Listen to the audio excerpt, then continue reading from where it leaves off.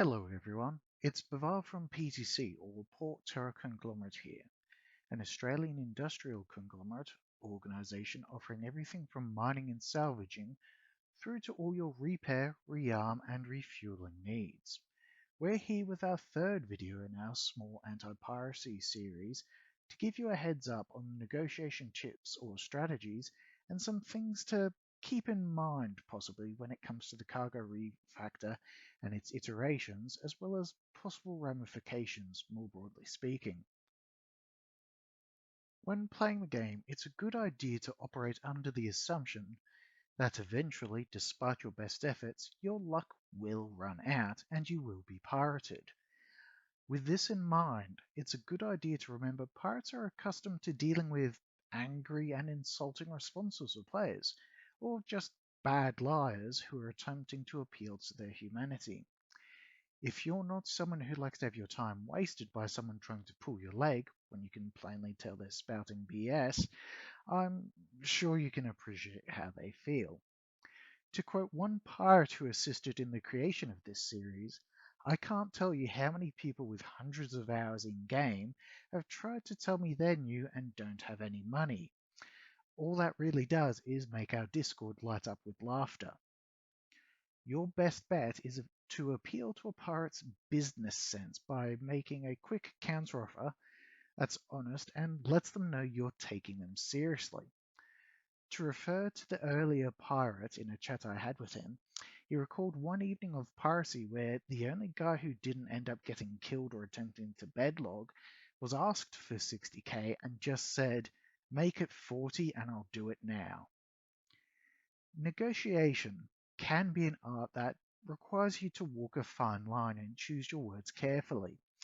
Depending on your circumstances, you could be playing for time or merely trying to talk them down to a more reasonable offer or fee. But in any case, remember, that clock is ticking. It's not just your cargo that's at risk, but your time investment as well, and if you're mining any of the modules that you've got on you. Would you rather lose 20% of the profits or the haul's value, or all of it plus your gear and any mining modules? If you don't pay or attempt to combat or bedlog on the regular, they may kill you and regard you or your org as a kill on sight in future due to the reputation. Without going too deep into the topic, something to keep in mind or to consider is the upcoming cargo refactor. This game will eventually have us needing to take into account our cargo being able to be physically stolen and shifted from one ship to another, combat log timers, and the units that we are moving cargo in, which will not only affect the speed of unloading or loading, but have broader ramifications in the actual amount of cargo you can carry and ship choices for both cargo pilots and the pirates. An example of this being the likely increase in the usage of ships that have inbuilt tractors such as the Cutlass Black and the Caterpillar. To this end, it's also very likely that boarding actions and stowaways will significantly increase in frequency and possibly become the go-to method once the cargo refactor is hit and some form of logout timer is in place. This places added emphasis on you, the hauler, or the miner, to have global comms open and respond hails or be the one to make that first contact, as violence will arguably be the simpler, more efficient option now that they can effectively just board your ship and take the cargo wholesale. It should be emphasized, at this stage you won't really be able to use the excuse of no longer being able to pay them in UEC, as they'll just be able to take either some or all of your cargo as payments instead. With that in mind, the cost of a full set of armor and guns for border repelling for you and your crew really isn't that significant compared to the cost both financially and reputation-wise down the line should the ship be lost. This also underscores the benefit of fully crewing any multi-crew haulers and making sure everyone is geared up should things go south. Some of the best guidelines or rules that PTC has found when it comes to minimizing or avoiding a piracy are finding your own routes, mining areas, and picking your own preferred refineries.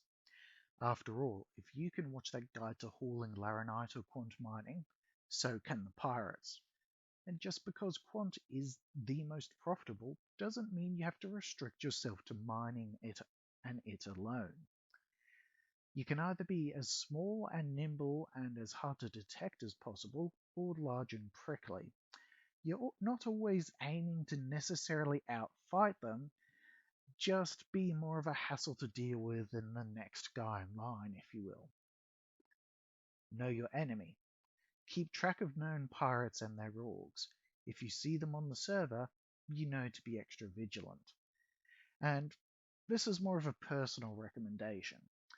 I would always tend to lean towards the civilian drives for the larger haulers or for your hauling ships, as they tend to give you the best of both worlds in terms of range and speed. This will allow you to more often take the QT back roads, potentially dodging those interdiction traps and ambushes in the first place, especially along the major routes.